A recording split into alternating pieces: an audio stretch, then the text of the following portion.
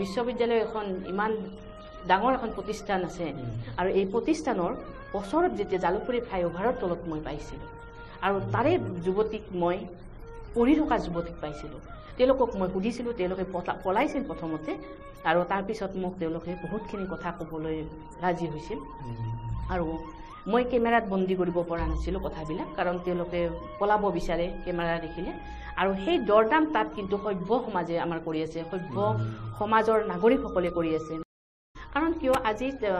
আমাৰ ইয়াতে এটা এলেকা হিচাপত ধৰি দিয়া হোৱা নাই যেহেতু একদম অপ্ৰিয় হ'লেও কিছু কথা মোৰ সত্য কথা কৈ আছোঁ আকৌ লৈ আহিছোঁ কিতাপ আৰু কিতাপৰ মাজতে লুকাই থাকে আমাৰ জ্ঞান কৰ্ষণৰ মগজু কৰ্ষণৰ আটাইতকৈ উন্নতম উপায় নমস্কাৰ জনাইছোঁ ডেমক্ৰেচি লাইভৰ ষ্টুডিঅ'ৰ পৰা সাহিত্য বিষয়ক আমাৰ গ্ৰন্থ ৰোমন্থন কাৰ্যসূচীলৈ পুনৰবাৰ মই মৰম কুমাৰ আৰু আজি এগৰাকী অন্যতম প্ৰতিভাশালী লেখিকাক আপোনালোকৰ সন্মুখলৈ লৈ আহিছোঁ আৰু মোৰ হাতত তেখেতে ৰচনা কৰা এই কিতাপ আৰু কিতাপৰ সংখ্যাৰ কথা আমাৰ বাবে যেহেতু প্ৰয়োজন নাই আৰু এই কিতাপৰ গুণগত মান আৰু এই পৰ্যায়লৈ আহিবলৈ কোনখিনি সাধনা কৰিছে সেই কথা যেহেতু আমাৰ অৱগত গতিকে আমি কম একে আষাৰে যে এইগৰাকী আজিৰ আমাৰ অতিথি মণিকা শৰ্মা এগৰাকী সফল লেখিকা বাইদেউ স্বাগতম জনাইছোঁ হয় প্ৰথমতে অভিনন্দন যে আপুনি লেখা মেলাৰ সৈতে নিৰবিচ্ছিন্নভাৱে লাগি আছে আৰু নিৰবিচ্ছিন্নভাৱে লাগি থকাটোৱে সফলতাৰ ক্ষেত্ৰখনৰ অন্যতম এটা উপায় হিচাপে চিন্তিত হয় কোন কথাটোৱে কোন বিষয়টোৱে এইদৰে আপোনাক এটা প্ৰবাহিত কৰি ৰাখিছে আপোনাৰ মাজত লেখাৰ ফলগোধৰা শব্দৰ ফলগোধৰা আচলতে এতিয়াত ক'ব লাগিলে মাধ্যম বুলি ক'ব লাগিব আমি কবিতা মাধ্যমেই হওক গল্পই হওক বা উপন্যাসেই হওক প্ৰতিটো মাধ্যমৰ নিজা নিজা শক্তি থাকে আৰু প্ৰতিটো মাধ্যমৰ এই শক্তিটোৱে মোক আকৰ্ষণ কৰে গতিকে মই প্ৰতিটো মাধ্যমকে মই কেনেকৈ মোৰ প্ৰতিভাৰ দ্বাৰা লিখিব এটা প্ৰয়াস কৰি আছোঁ আৰু আপোনালোকৰ আশীৰ্বাদত আৰু গতিকে আমি গ্ৰন্থ ৰোমন্থন কাৰ্যসূচীলৈ যাম আমি কবিতা শুনিম তেওঁ উপন্যাস লিখে গল্প সংকলন প্ৰকাশ পাইছে আৰু অসমৰ উন্নতমানৰ যি আমাৰ কাকত আলোচনী বুলি কোৱা হয় তাত নিয়মীয়াকৈ মনীষা শৰ্মাৰ নামত কবিতা গল্প বিভিন্ন তেওঁ লিখি আহিছে এতিয়া আমি কবিতাৰ মাজলৈ যোৱাৰ পূৰ্বে যেহেতু আমাৰ গ্ৰন্থ ৰোমন্থন কাৰ্যসূচী আমি তেখেতৰ যিখিনি গ্ৰন্থ আমি অকণমান উল্লেখ কৰিব বিচাৰিছোঁ তেজে ধোৱা কলিজাৰ উচুপনি এখন বিশাল উপন্যাস আৰু এই উপন্যাসৰ যদি পৃষ্ঠা সংখ্যা ক'বলৈ যাওঁ যিটো সহজ নহয় 477 477 পৃষ্ঠাৰ এখন বিশাল উপন্যাস তেওঁ উলিয়াইছে প্ৰকাশ পাইছে বিশেষ প্ৰকাশনৰ জৰিয়তে কথোপকথনৰ কথা ক'ব লাগিব অসমীয়া সাহিত্যৰ এক নতুন আংগিক সৃষ্টি কৰিছে মনীষা শৰ্মাই আমি ডেমক্ৰেচি লাইভৰ ষ্টুডিঅ'ৰ পৰা আজি ইয়াৰ বাবে পুনৰবাৰ অভিনন্দন জনাব লাগিব যে কথোপকথনৰ যিটো কাব্যিকতাৰ মাজেৰে কবিতাৰ মাজেৰে কথোপকথনৰ যিটো এটা প্ৰয়াস কৰিছে উপন্যাসিকা এই যিটো মাধ্যমটো অতি গুৰুত্বপূৰ্ণ আনহাতে তেওঁৰ জীৱনৰ যিখন প্ৰথম কিতাপ আছিলে সুখৰ মাদকতাত দুখৰ বন্যা এইখন এখন গল্প সংকলন আছিলে আৰু 28 ডিচেম্বৰ 2013 চনত এই কিতাপখন উন্মোচন হৈছিলে আমাৰ হাতত থকা তেওঁৰ কিতাপৰ কথা আৰু কম সময় সংলাপ এইখন এখন প্ৰবন্ধ সংকলন আৰু ইয়াৰ মাজতো সমাজৰ বিভিন্ন দিশৰ কথা দাঙি দিবলৈ চেষ্টা কৰিছে অভিভক্ত 30 অক্টোবৰ এই ধৰণৰ বিভিন্ন লিখা সমাজক বাৰ্তা দিব বিচাৰিছে আৰু কিতাপ আছে এই বাৰ্তা দি দিম কিন্তু তেওঁ যিহেতু ভাল এগৰাকী কবি হিচাপেও এটা আগবাঢ়ি আহিছে সুন্দৰভাৱে সমালোচকক পাঠকে মৰম দিছে গতিকে পাঠকে মৰম দিয়া সেই কবিতা প্ৰথমতে এটা পাঠ মই শুনি লওঁ আৰু সম্ভৱতঃ গৰিয়সীত প্ৰকাশ পাইছিলে এইটো হয় মোৰ এই কবিতা গৰিয়সীত প্ৰকাশ পোৱা আপোনালোকৰ আগত মই অলপ কৈ দিছোঁ সৰাপাতৰ সপোন জীৱনৰ সপোন ৰঙী সন্ধিয়া তৰাবোৰে কথা পাতিছিলে সেউজীয়া দেশৰ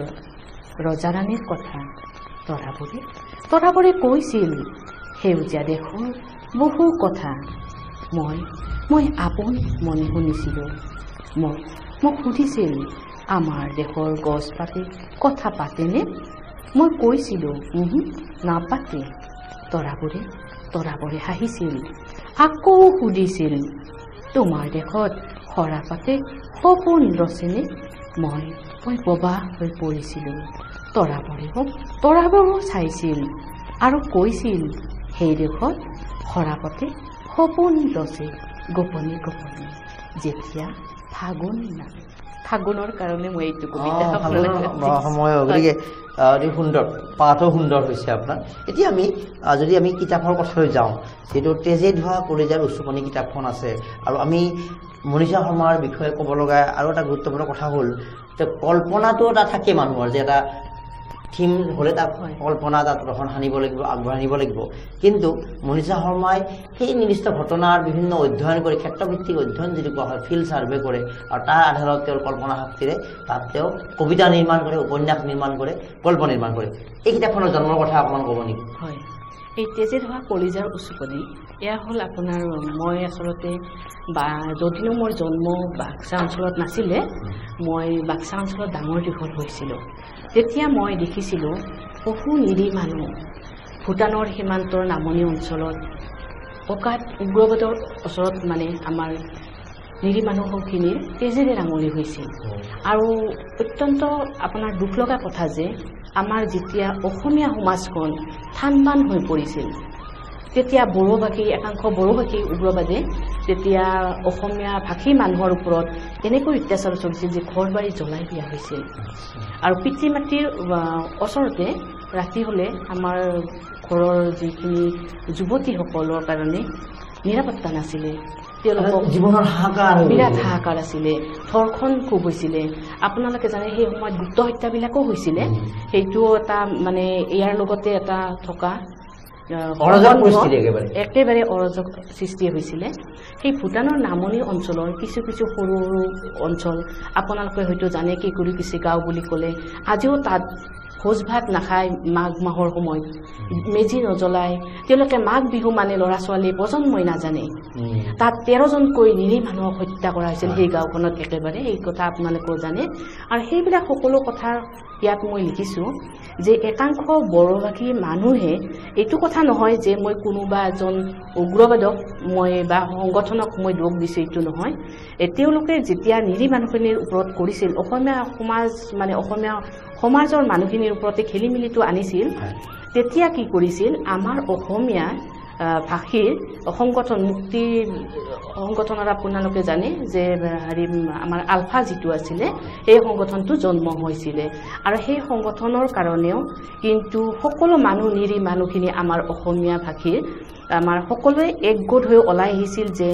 মদ ভাং যোৱা আৰু কৃষিৰ ক্ষেত্ৰত সকলোৱে আগবাঢ়ি আহিছিল সেই সংগ্ৰামৰ সময়ত তেওঁলোকে সকলোৱে আমাৰ আমাৰ সশস্ত্ৰ বাহিনীক আলফাক সকলোৱে আমাৰ সমৰ্থন কৰিছিল আৰম্ভণিৰ সময়ত 90 দশকৰ ঘটনাৰ কথা মই কৈছোঁ আপোনালোকৰ আগত আৰু এই 90 দশকৰ ঘটনাত যেতিয়া আমাৰ আগবাঢ়ি আহিছিল তেতিয়া কিন্তু কোনো ভবা নাছিল যে আমি ভাবিছিলোঁ যে বড়ো উগ্ৰবাদৰ পৰা সমস্যাটো শেষ হ'ব কিন্তু তেনেকুৱা নহ'ল মানুহে বিচাৰিছিল কি অসমীয়া ভাষী উগ্ৰপন্থী সকলো শেষত উগ্ৰপন্থীলৈ ৰূপান্তৰিত হ'ল আচলতে আমাৰ যিটো শান্তিকামী আচলতে মুক্তি বাহিনী আছিল আমাৰ অসমীয়া ভাষাটোক বা অসমীয়া জাতিটোক ৰক্ষা কৰিবলৈ ওলাই আহিছিল কিন্তু সেয়া সম্ভৱ পিছত লৈ নহ'ল আৰু সেই কথাও মই উল্লেখ কৰিছোঁ আৰু আমাৰ বিপ্লৱ কি সেই সময়ৰ ইতিহাসৰ বিপ্লৱ চাব গ'লে কি আৰু আমাৰ এই সময়ৰ বিপ্লৱ কি তাৰ মাজৰ যিটো প্ৰভেদ যিটো পাৰ্থক্য আছে সেই পাৰ্থক্য মই এই কিতাপখনত বুজাইছোঁ আৰু তেনেকুৱা মই চকুৰ আগত দেখিছিলোঁ আমি নিজে তাৰে আমি বলি হৈছিলোঁ তাৰে আমি যিবিলাক ঘটনা ঘটি গৈছিল ভূটানৰ নামনি অঞ্চলৰ কাৰণ তেনেকুৱা এখন গাঁৱতে মোৰ ডাঙৰ দীঘল হৈছিলোঁ মই স্কুলত অহা যোৱা কৰিছিলোঁ মই শৈশৱৰ পৰাই সেই বিষয়বিলাক আপোনাৰ চকুৰ সন্মুখত ঘটি হৈছিল আমাৰ পঢ়া জীৱন স্থগিত হৈ গৈছিল আমি স্কুল কলেজলৈ আহিব সময়ত আমাৰ ভীষণ ধৰণে আমাৰ অসুবিধা কিছুমান সৃষ্টি হৈছিল যেতিয়া আমাৰ সশস্ত্ৰ বাহিনীক আমি সকলোৱে সহায় কৰিছিলোঁ সকলোৱে সহায় কৰিছিল কিন্তু তেওঁলোকে তাৰ পৰা হয়তো বিচলিত হৈ গ'ল আৰু যাৰ ফলত কি হ'ল হয়তো সেই সময়ত ভাবিবৰ নহ'ল চাগে তাৰ কাৰণে কি হ'ল জানেনে অসমীয়া জাতিটোৰ অসমীয়া ভাষীৰ মানুহখিনিৰ মাজত স্থানবিত্ত নোহোৱা হ'ল আৰু আমাৰ মাজত তাৰমানে সকলোৱে জাতি জনগোষ্ঠীয়ে একতা তাৰমানে ভূমিৰ অধিকাৰ বিচাৰিলে ঠিক তেনেকৈ বড়োলেণ্ডটো বিচাৰিলে ডিভাইড কৰিব বিচাৰিলে 50-50 কৰি বড়োলেণ্ড বিচাৰিছে নিজস্বতাটো বিচাৰিছে তেনেকৈ উগ্ৰবাদবিলাকৰ সমূহ জন্ম হ'ল সেইকাৰণে মই ভাবোঁ মই এই কিতাপখনত এটাই কথা ক'ব বিচাৰিছোঁ যে আমাৰ সেই বিপ্লৱৰ কথা কৈছোঁ যিবিলাক আছিল জন ৰিডে লিখিছিল পৃথিৱী কঁপোৱা 10 দিন যে আছিল বা আমাৰ মাৰ্চেটিঙে যেতিয়া চীনৰ যেতিয়া অনুন্নতসকলক আমাৰ কৃষকসকলৰ পৰিয়ালত তেওঁ জন্মগ্ৰহণ কৰি তেওঁ তাক কেনেকুৱা বিপ্লৱেৰে আগবাঢ়ি গৈছিল আমাৰ আজিৰ যিটো চীনত আধুনিকতাত কিমান উন্নত মানলৈ তেওঁ লৈ গ'ল মাৰ্চেটিঙে গতিকে তেনেকুৱা বিপ্লৱৰ নেতা হিচাপে সেইখন কিতাপৰ মই ইয়াত দিছোঁ সন্নিৱিষ্ট কৰিছোঁ বহু কিতাপ আছে ইয়াতে আৰু ৰুছ বিপ্লৱৰ আছে লেনিনে লিখা আৰু লেনিনৰ সেইখন আমাৰ ধ্ৰুৱজ্যোতি ডক্টৰ ধ্ৰুৱজ্যোতি বৰা ছাৰে লিখা সেইখন কিতাপো ইয়াত সন্নিৱিষ্ট কৰা হৈছে ইয়াতে কিছু অংশ মই ইয়াতে দিছোঁ আন্তঃৰাষ্ট্ৰীয়ভাৱে বিষয়ৰ লগত মই মিলাইছোঁ যে আমাৰ বিপ্লৱটো চাবলৈ যে বিপ্লৱ আচলতে কি হ'ব লাগে বিপ্লৱ তাৰমানে তেওঁলোকৰ বিপ্লৱটোৱে কৰাৰ পিছত ক'ৰ পৰা ক'লৈকে লৈ গ'ল বিশ্বজুৰি চৰ্চিত নেতা হৈ গ'ল তেওঁলোক সৰ্বহাৰা নেতা আৰু আমাৰ বিপ্লৱবিলাক ক'ৰ পৰা আজি লেনিন আমেৰিকাৰ ইমান দুখীয়া ৰাষ্ট্ৰ আজি হৈছিল কিন্তু সেইখন ক'ৰ পৰা ক'ত লৈ গ'ল লেনিনে কেনেকুৱা এটা বিপ্লৱ হৈছিল ৰুছ বিপ্লৱৰ সময়ত ৰুছ বিপ্লৱৰ সেইখিনি সময়ত হয়নে সেইসমূহ মই মানুহক বুজাব বিচাৰিছিলোঁ আমাৰ অসমীয়া জাতিৰ আমাৰ সশস্ত্ৰ সংগ্ৰামক মই বুজাব বিচাৰিছিলোঁ সেইটোত কোনো বিপ্লৱক মই দোষ দিয়া নাই প্ৰতিটো মই বিপ্লৱক এটাই আহ্বান জনাওঁ মই তেনেকৈ মই প্ৰবন্ধটো বহু প্ৰবন্ধ মই লিখিছোঁ যে কোনো বিপ্লৱক মই দোষ দিব নিবিচাৰোঁ মোৰ এটাই কথা যে কোনোৱে এই অসমীয়া ভাষীৰ চাওক প্ৰশাসনৰ যিটো যন্ত্ৰ আমাৰ এই প্ৰশাসনিক যন্ত্ৰটো অসমীয়া ভাষীৰ আৰু সহস্ৰ মুক্তিক আমি যিটো আমাৰ সংগঠন আলফাই হওক বা অন্যই হওক আমাৰ সকলো জাতি জনগোষ্ঠী নিজা নিজা কথা থাকে গতিকে আমাৰ অসমীয়া ভাষীটোৰ বিশেষকৈ কৈছোঁ যিহেতু মই অসমীয়া ভাষী হয় সেয়ে মই কৈছোঁ সহস্ৰ সংগঠন মুক্তি বাহিনীটো অসমীয়া গতিকে আমাৰ যাতে নিৰীহ মানুহৰ তেজেৰে যাতে অসমখন আকৌ ৰাঙলী হৈ নুঠে মই সেইটো চেষ্টা কৰিছোঁ প্ৰয়াস কৰিছোঁ গোটেই কথাখিনি বৰ্ণনা মানে তেনেকুৱা এটা মেছেজ দিব ঠিক আছে আমি আকৃতিৰ মানে প্ৰেম এটাৰে গৈছে এই কাহিনীৰ মাজতে এই কথাবিলাক আমি আশা কৰিম ইতিমধ্যে পাঠকে যথেষ্ট আদৰি লৈছে কিতাপখন তেজী ধোৱা কলিজাৰ উচুপনি নামটোতে সেই কথাবিলাক অৱগত হৈ আছে গতিকে এই কিতাপখনে কিন্তু অসমৰ যিটো অসমতে না যিকোনো ঠাইৰ বাবে এটা বিশেষ এটা আদৰ্শৰ বাৰ্তা কাৰণ যদি তাত সন্ত্ৰাসবাদ হিংসা বিভিন্ন এনেকুৱা পৰ্যায়ত চলি থাকে যদি নিৰীহৰ তেজেৰে যদি ৰাঙলী হৈ থাকে পৰিৱেশ তেতিয়া তাত শান্তি নাথাকে শান্তি নাথাকিলে উন্নয়ন সম্ভৱ নহয় এই কিতাপখন আমি আশা কৰাৰ ধৰণে ইতিমধ্যে পাঠকে আদৰি লৈছে আৰু আমি আশা কৰিম যে ইয়াক লৈ আৰু অধিক চৰ্চা হ'লে বা সেই অসমৰ উন্নতিটো ইনডাইৰেক্টলি এটা হেল্প কৰিব ঠিক আছে এতিয়া আমি আৰু দুখনমান কিতাপৰ কথা ক'বলৈ ওলাইছোঁ মোৰ হাতত আছে জোনাকৰ বৰষুণ এইখন তেওঁৰ কাব্য সংকলন মনীষা শৰ্মা আন এখন ৰূপালী জোনাক এইখন আন এখন তেওঁৰ কাব্য সংকলন প্ৰকাশ পাইছিলে মন চিয়াহীৰ ৰং এইখন তেওঁৰ গল্প সংকলন মন চিয়াহীৰ ৰং নামৰ এখন গ্ৰন্থ তাৰপিছত আছে ৰোদন হয়তো হেৰি আমাৰ আৰম্ভণি সময়ত এখন উপন্যাস আছিলে এখন ওলাইছিলে ৰোদন নামৰ তেওঁৰ আন এখন আমি গ্ৰন্থৰ কথা ক'ব লাগিব এইখন হ'ল কালচক্ৰ নাটকো লিখিছে আপুনি এইখন আচ্ছা এপিএসসি কেলেংকাৰীৰ ওপৰত মই এইখন বাস্তৱৰ কাহিনীৰ ওপৰত লিখিছিলোঁ নাটক লিখাৰ ধাৰণা কৰিছোঁ তাৰমানে এইখন হ'ল কি এপিএসসি কেলেংকাৰীৰ ওপৰত যেতিয়া আমাৰ ঘটনাটো চলি আছিলে যেতিয়া আপোনালোক চবেই জানে ৰাকেশ পাল ডাঙৰে যেতিয়া এৰেষ্ট হৈছিলে আৰু তেতিয়া মই এই কাহিনীটো বাস্তৱৰ ওপৰতে লিখিছিলোঁ কিন্তু হয়তো মই কিমান দূৰ সফল হ'ব পাৰিলোঁ নাটক লিখি নাজানো কাৰণ মোৰ এইখন প্ৰথম আৰু এইখনতে মই নাটকখন মানে শেষ কৰিলোঁ নাটকৰ কাহিনী কিতাপ ওলোৱা হিচাপত শেষ কৰিছোঁ কিন্তু মঞ্চত মই কেতিয়াবা নাটক লিখি দিওঁ মই কেতিয়াবা সেইবিলাক সফল হৈ আহিছে নাট্যকাৰ হিচাপেও আপুনি এটা আত্মকা কাৰণ সৃষ্টিশীল মনটো থাকিলে সেই মনটো যদি সেই আংগিকত এপ্লাই কৰা যায় তেতিয়াহ'লে তেওঁ সেই লগে সফল হ'ব পাৰে আন এখন কিতাপ এতিয়া এইখনৰ কিতাপ আৰু অলপ ভালকৈ আলোচনা কৰিম আমি নিষিদ্ধ দুৱাৰ নামটোতে কি আছে অলপ অৱগত হৈছে আৰু নিষিদ্ধ দুৱাৰ এখন ভালেখিনি কলিবৰ 228 পৃষ্ঠাজোৰা এখন উপন্যাস আৰু এই কিতাপখন আমি যিমান দূৰ জানো এই কিতাপখন লিখোঁতে আপোনাৰ ভালেখিনি কষ্ট স্বীকাৰ কৰিছিলে আপুনি তো নিষিদ্ধ দুৱাৰত কোনখিনি কথা দিবলৈ চেষ্টা কৰিছিলে আৰু ফিল্ড সাৰ্ভে বিভিন্ন কেনেকৈ আগবাঢ়িছিলে অকণমান ক'ব নেকি নিষিদ্ধ দুৱাৰখন মই বিভিন্ন ধৰণৰ ক্ষেত্ৰভিত্তিক অধ্যয়ন মোৰ চলে মই প্ৰতিখন কিতাপত মই ক্ষেত্ৰভিত্তিক অধ্যয়নটো লৈছিলোঁ আৰু সেইটো অনুপ্ৰেৰণা আচলতে মই মোৰ প্ৰিয় লেখক লেখিকা বুলি ক'লে সাহিত্যিক বুলি ক'লে মানুহৰ প্ৰতিগৰাকী মানুহৰে এজন থাকে যে মই চুব নোৱাৰোঁ তেখেতক কিন্তু তেখেতক মই সদায় অনুকৰণ কৰোঁ সেই তেখেত হ'ল মোৰ শ্ৰদ্ধা মামণি বাইদেউ মামণি বাইদেৱে যথেষ্ট ক্ষেত্ৰভিত্তিক অধ্যয়ন কৰিছিলে আৰু মামণি বাইদেৱে যেতিয়া ক্ষেত্ৰভিত্তিক অধ্যয়ন কৰি একোখনকৈ কিতাপ লিখিছিল তেতিয়া মই তেখেতৰ কিতাপ প্ৰতিখন কিতাপেই মানে মানুহ সকলোৰে পাঠকৰ মন চুই যায় তেনেকৈ মোৰো মন চুই গৈছিল তেতিয়াৰ পৰা মই ভাবিছিলোঁ যে মই আচলতে ক্ষেত্ৰভিত্তিক অধ্যয়নেই কৰিম কাৰণ উপন্যাস বা গল্প লিখাতে পটভূমি ল'বলৈ হ'লে আমি ক্ষেত্ৰভিত্তিক অধ্যয়ন লাগিবই কবিতাত বাৰু নালাগে কিন্তু যিমান পাৰে আপুনি ক্ষেত্ৰভিত্তিক অধ্যয়ন নহ'লে নহয় আৰু সেই কথা মোক কিন্তু কৈছিল আমাৰ ডক্টৰ লক্ষ্মীনাথ বৰা ছাৰে যথেষ্ট মোক উৎসাহ দিছিলে আৰু লক্ষ্মীনাথ বৰা ছাৰে ৰদন উপন্যাসখন যেতিয়া মই অসম সাহিত্য সভাৰ পৰা বাসন্তী বৰদলৈ লাভ কৰিছিলোঁ তেতিয়া মোক মানে লক্ষ্মীনাথ বৰা ছাৰে কৈছিলে তোমাৰ উপন্যাসত খুব হাত আছে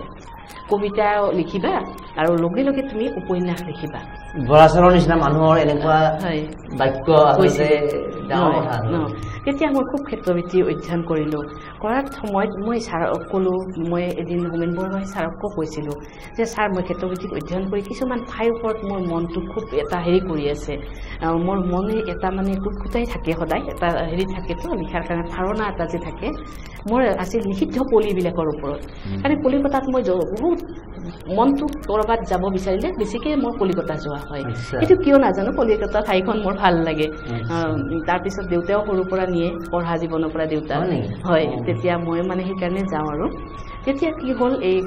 ক্ষেত্ৰভিত্তিক অধ্যয়ন কৰিব যেতিয়া কলিকতাত মই গ'লোঁ নিষিদ্ধ পলি তেতিয়া অসমতো বেলেগ এছিয়াৰ ভিতৰত ডাঙৰ নিষিদ্ধ এৰিয়া ৰেড লাইট এৰিয়া যিটো সেইটো হ'ল সোণাকাছি বুলি কয় তেতিয়া সেই সোণাকাছিত মই বহুত কষ্ট কৰি মই সোমাইছিলোঁ সোণাকাছিত আৰু বহুত দালালৰ হাতত পৰিছিলোঁ বহুবাৰ ঘূৰি আহিছোঁ মই লিখিব নোৱাৰোঁ ফটো উঠাব নোৱাৰোঁ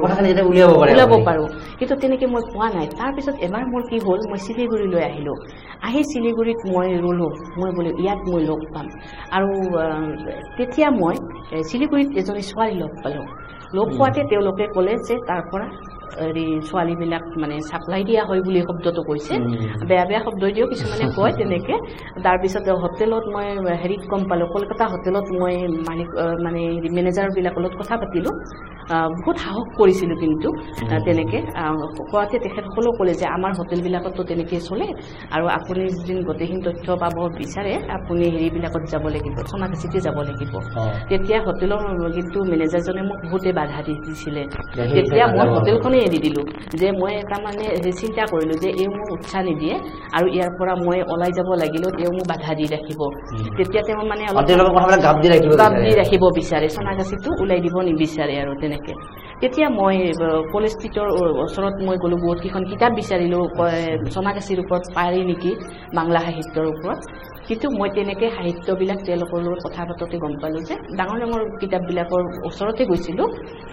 তাৰপিছত পাব্লিছাৰৰ ওচৰত তেওঁলোকে ক'লে যে তেনেকৈ কিতাপ আচলতে ওলোৱা নাই আপোনাক ওলালে মই দিম হয়তো মোক দিবও নিবিচাৰিব পাৰে মই নাজানো তাৰপিছত মই সকলোবোৰ চিন্তা এৰি মই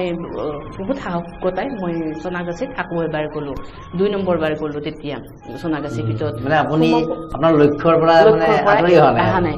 সোণাকাছিত যেতিয়া গ'লোঁ তেতিয়া মই তাত ফটো উঠাব একেবাৰে নোৱাৰোঁ মোবাইলটো ল'ব নোৱাৰোঁ মই ড্ৰাইভাৰ আৰু মোৰ মাক মই গাড়ীত থৈ গ'লোঁ মোৰ ল'ৰাটো আৰু মই গ'লোঁ ভিতৰত সোমাই তেতিয়া যোৱাতে দালাল এজনে মোক হেৰি সুধিলে মোৰ ৰেট কিমান এনেকৈ আপোনালোকৰ লগত যদিনো কিছুমান অপ্ৰিয় শব্দ কিন্তু সেই বিষয়টোত তথ্য পাবলৈ মুখামুখি হ'ব লগা হৈছে তেতিয়া মোৰ ৰেট কিমান সুধিলে কি সুধিলে তেতিয়া মই তেওঁৰ কথাবিলাকৰ অকণমান গম পাই সিদিনা তাৰ পৰা মানে পলাই আহিছোঁ কিন্তু তেতিয়া মোৰ ল'ৰা ৰীতিছে ক'লে যে তুমি এনে পলাই গ'লে তুমি কেতিয়াও কিন্তু কৰিব নোৱাৰিবা যদিনে ভয় খোৱা কিন্তু তেতিয়া মই ভয় মানে কি নিজক বচাব লাগিব যে সম্পূৰ্ণ এৰিয়াটো অঞ্চলসমূহ সম্পূৰ্ণই ভয়ানক সেইবিলাক অঞ্চল সম্পূৰ্ণ ভয়ানক অঞ্চল হয় ভিতৰুৱা গলি টাইপৰ ভিতৰৰ গলি বুলি টাইপৰ বিশাল মানে আপুনি মানে ধৰিব নোৱাৰিব যে এইটো গলি অকল এনেকুৱা নহয় বহুত গলি আছে তেনেকুৱা ৰিক্স আছে বহুত ৰিক্স আছে আৰু তাত মানে তেতিয়া যাব নিদিয়ে মই অসমৰ পুলিচৰ লগত যোগাযোগ কৰিছিলোঁ তেতিয়া তেওঁলোকে মোক বাধা দিছিলে যে বাইদেউ আপুনি নাযাব কাৰণ তাত আমাৰ পুলিচবিলাকৰ তেওঁলোকৰ লাইচেঞ্চ থাকে গতিকে আপুনি তাত তেনেকৈ সোমাব নোৱাৰিব আচলতে তেওঁলোকৰ এখন লাইচেঞ্চ থাকে যিবিলাক দিয়া ব্যৱসায় হয় তাৰপিছত মই সেইবাৰ গুচি আহিলোঁ নেক্সট বাৰ আকৌ মই গ'লোঁ যে এইবাৰ সোমাম তাত মই তেতিয়া তাত যোৱাতে মই এজনী লেডিছৰ লগত কথা পাতিলোঁ তেওঁলোক ক'লোঁ হ'ব বাৰু মই আপোনালোকৰ ভাল কাষ্টমাৰেই হ'ম আপোনালোকে কেনেকৈ দাম দৰ কৰিব দাম দৰ কৰিলোঁ তেতিয়া মোৰ ৰেট কেনেকুৱা তেওঁলোকে ক'লে তেতিয়া বহুত হেৰি হ'ব মই আৰু এজনী তেতিয়া সোমাই যোৱাতে ছোৱালী এজনী লগ পালোঁ অসমীয়া ভাষী তেওঁ মই নামটো ওলাব নিবিচাৰোঁ তেখেতে তেজপুৰত থাকে ছোৱালীজনী মোক থকা নাই একদম অপেন আছিল তেওঁলোকে বহুত 5-6জনীমান ছোৱালী আছিলে তাৰ পৰা তেওঁ ক'লে বাইদেউ আপুনি ইয়াৰ পৰা পলাই যাওক কাৰণ আপোনাক ইয়াতে ৰাখি থৈ দিবও পাৰে মই ক'লোঁ মই এইবাৰ পলাব অহা নাই এইবাৰ তুমি মোক কিবা বুজি পাইছা নেকি তেতিয়া কৈছে আপুনি সাংবাদিক হয় এনেকৈ ক'লে তেতিয়া মই তেওঁক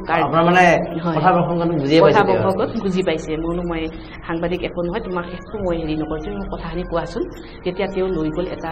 কথাত আৰু কথাত লৈ যোৱাতে বহুত কষ্ট পাইছিলোঁ মানুহজনী মোৰ লগত কথা পাতিব নিবিচাৰে যিজনী তত্বাৱধানত তেওঁ আছিলে কথা পাতিব নিবিচাৰে কথা পাতিব নিবিচাৰে তাৰপিছত তাই মোক যথেষ্ট কথা ক'লে তাইক কেনেকৈ লৈ যোৱা হৈছিল তাই মানে তাত মই লিখিছোঁ ঘটনাটো নাম বেলেগ দি গতিকে তেনেকৈ মই তেওঁলোকে তাৰ পৰা ওলাই আহিব নোৱাৰে এইটো কাৰণে ওলাই আহিব নোৱাৰে তেওঁলোকৰ অশ্লীল ভিডিঅ' কিছুমান আছে সেই ভিডিঅ'বিলাক তেওঁলোকক বছৰত ছুটি দিয়ে আৰু মাকক তাই কয় বা তাইৰ দৰে যথেষ্ট ছোৱালী আছে তেনেকৈ অসমৰ চাকৰি মানে তাত চাকৰি কৰি আছে অসমৰ ছোৱালী তেতিয়া তাই মানে কয় যে মই এটা ডাঙৰ কোম্পানী এটাত চাকৰি কৰি আছোঁ তেতিয়া মাক দেউতাকে ভাবে সঁচাকৈ চাকৰি কৰি আছে বছৰত 2বাৰ আহিব দিয়ে আৰু আহিব দিয়াৰ সময়ত তেওঁলোকে ব্ৰকাৰবিলাকে যিবিলাক দালাল আছে তেওঁলোকে কয় যে তই যাবি হয় তই যদি ঘৰত নাহা এই ভিডিঅ'বিলাক আমি তোৰ হেৰি ভাইৰেল কৰি দিম তেনেকৈ কয় জীৱনটো বন্দী কৰি দিয়ে তেতিয়া মোক কৈছিল বা মই আপোনাক মই পলাই নিব পাৰিম মই এইখিনি কৰিব পাৰিলে তুমি যাবানে কৈছে মই বাইদেউ পলাই নাযাওঁ কাৰণ মই যাই আৰু লাভ নাই মোৰ একোৱেই নাই এতিয়া মই অকল দেহটো আছে আৰু কেতিয়াবা